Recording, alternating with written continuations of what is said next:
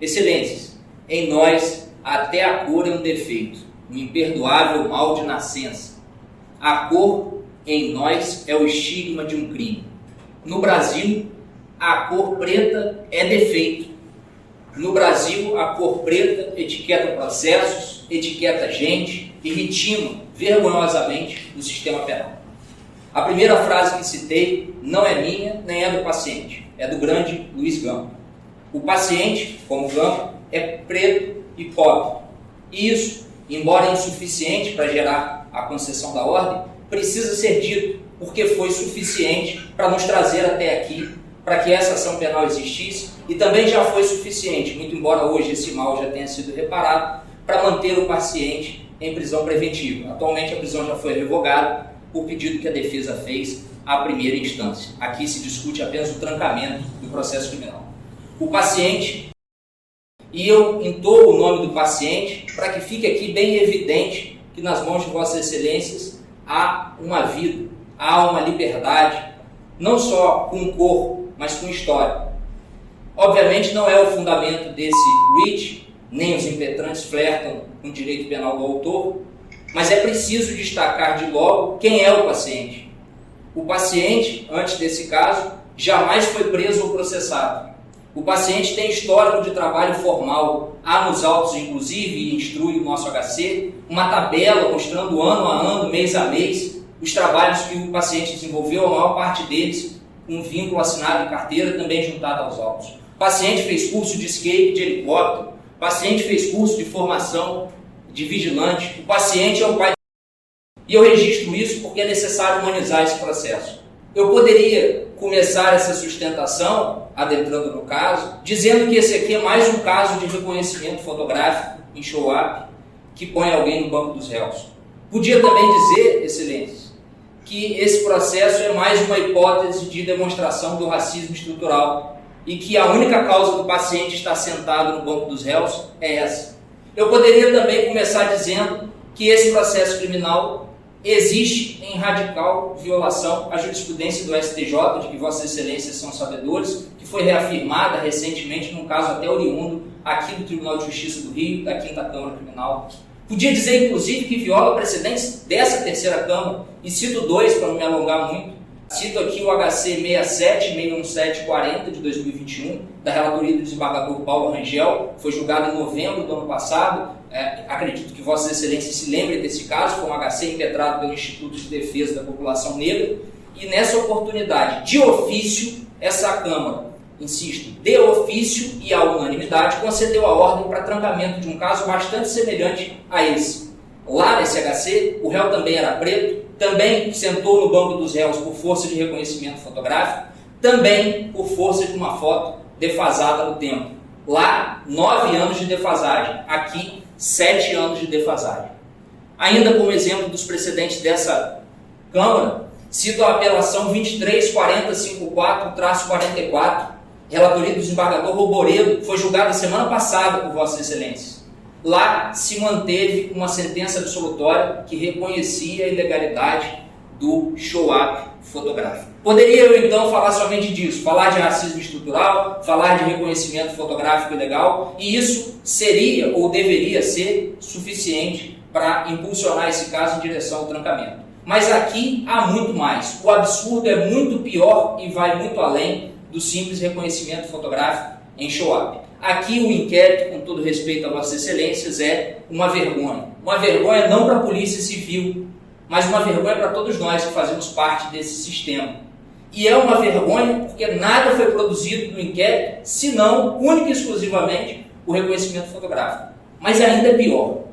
Para situar o debate, a denúncia que inicia a ação penal subjacente a esse habeas corpus, ela narra sinteticamente o seguinte, que a vítima guiava seu veículo e o veículo ficou sem combustível, por isso o veículo foi parado na divisa de uma localidade aqui em passo seguinte, a vítima teria, ainda segundo a denúncia, sido surpreendida por 5 elementos. Desses 5, ela não consegue identificar ninguém. Um deles teria falado, você é alemão, o outro gritou.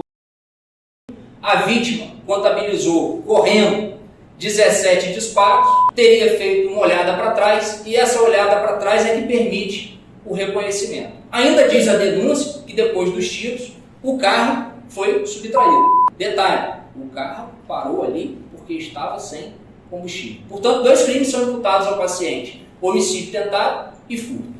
E essa denúncia se ampara num inquérito que surge da onde? Podem Vossas Excelências imaginar que esse inquérito surge do auto de prisão em flagrante do paciente? Mas não. Esse inquérito nasce com a vítima indo à delegacia, ou a sedizente vítima indo à delegacia, e narrando que esses fatos que eu acabei de contar teriam acontecido. Portanto, não há apresentação pela Polícia Militar, não há notícia de bombeiros socorrendo ninguém, nada disso. Só a vítima que comparece e diz: olha, fui vítima de uma tentativa de homicídio com 17 disparos, nenhum deles me atingiu, e eu não sei quem são as pessoas, mas eu ouvi alguém gritar.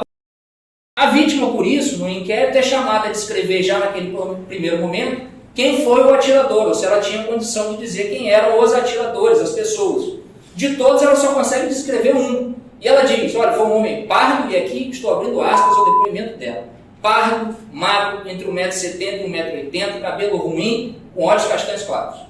O réu, que aqui paciente, é preto, não é pardo, é gordo, não é magro, não tem nem de 1,70 m nem de 1,80 m, tem cabelo raspado, tem olhos escuros e não claros. Isso fica evidente até na foto que foi usada para o reconhecimento, mas também nas fotos que a defesa trouxe aos autos. A descrição, aliás, que a vítima fez, se encaixava melhor nesse impetrante do que no réu.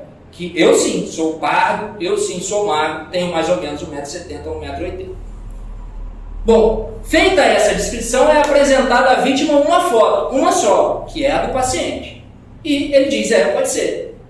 Depois da vítima, também é ouvida a companheira da vítima que estava com ela no carro. E a companheira nada sabe contar, porque diz que desmaiou assim que o fato começou. Só essas duas pessoas são ouvidas, nada mais, Excelências, e aqui a defesa afirma isso com total tranquilidade, de que não há nos autos nenhum outro elemento. Nada mais foi produzido. Não há laudo de local para confirmar a ocorrência dos tiros, não há oitivo de militar, aliás, não há nem notícia de que os militares foram acionados, mesmo o fato tendo em tese ocorrido de dia, 17 disparos à luz do dia, sem acionamento de polícia militar. Não há oitivo ou indicação de nenhuma testemunha, a vítima afirma que não há nenhuma testemunha do ocorrido. Não há nenhum documento, nenhuma foto, nenhuma indicação de placa, nada, nenhum papel de pão sobre o Chevette que teria sido roubado ou furtado. Não se sabe nada sobre esse Chevette, não se sabe nem se ele existe, na verdade, e se ele existiu a quem ele pertencia. E o mais pitoresco, faço questão de repisar, um Chevette que ali parou porque estava sem combustível, e dali, segundo a denúncia, foi furtado pelo réu, muito embora houvesse mais 4 pessoas não identificadas. Resumo, Excelência: 17 tiros, vítima que no meio dos 17 tiros dá uma olhada para trás, senta na delegacia e descreve o indivíduo: pardo, indivíduo de olhos claros, indivíduo magro, e com isso reconhece alguém numa foto com 7 anos de defasagem que é gordo, é preto, tem olho escuro. Podia ser só essa a desgraça do inquérito, mas fica pior.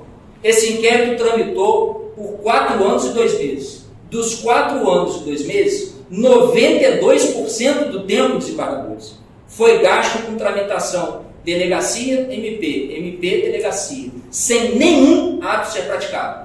São 3 anos, 10 meses e 4 dias de tramitação, DP, MP, DP, sem juntada de nada. Nada foi feito nesse inquérito. O caso aqui é muito pior, então, do que um caso em que só há reconhecimento. É que, a par do reconhecimento ilegal, não há nada. Falta substância sobre a própria materialidade. Os 17 disparos não estão minimamente indiciados. A história dos 17 disparos só existe na palavra da vítima. Não está confirmada por nada. O Estado não se dignou a fazer laudo de local, não se dignou a diligenciar o local, nada foi feito. O sumiço do Chevette, que é um furto, todos os 2 crimes que deixam vestígio, nada se faz em torno do Chevette, sequer se sabe se existia esse Chevette. Então o caso é muito pior do que faltar simples reconhecimento. Faz aqui a defesa ainda, em um breve parênteses, 2 notas fáticas. Obviamente não são essas notas fáticas que embasam o habeas corpus, porque o impetrante é sabedor de que matéria fática não pode ser revolvida em habeas corpus. Mas só para humanizar o processo, a casa do réu dista mais de 20 quilômetros do local em que o fato aconteceu. Campos é uma cidade cortada por um rio, sabe Vossas Excelências, o fato aconteceu a 10 quilômetros de uma margem, o réu mora a 10 quilômetros da outra. Pior, o réu sequer estava em Campos na data dos fatos. Óbvio, excelências, essa matéria é matéria fática, insisto, isso não é o fundamento do habeas corpus, mas aqui precisa ser dito para mostrar que, para além do problema jurídico, há também um problema fático. E a cereja desse triste bolo que estamos aqui a assistir é que, nesse habeas corpus, foi pedido uma liminar para sobrestar o andamento dessa ação penal. Indeferida liminar, acabou acontecendo a audiência de instrução e julgamento aqui em Campos. Duas únicas testemunhas arroladas pela acusação: a sedizente vítima e a companheira. Não há mais ninguém a ser ouvido nesses autos. Só os dois não apareceram.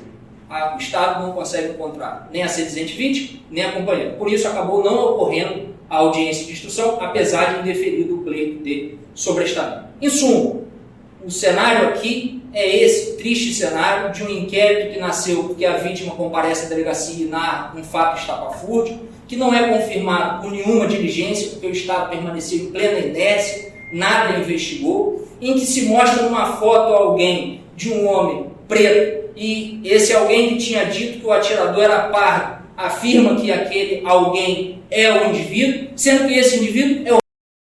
Nessas razões, na certeza de que não há aqui mínima justa causa a impelir essa ação penal e que a matéria pode e deve ser enfrentada em sede de habeas corpus, crendo ainda e tendo a esperança de que aqui a cor não é um defeito, de que aqui a cor não é um imperdoável mal de nascença, de que esse tribunal não permitirá que a cor seja o estigma de um crime, é que os impetrantes rogam pela concessão da ordem a fim de trancar o processo criminal na origem. É como a defesa se manifesta respeitosamente a essa cor.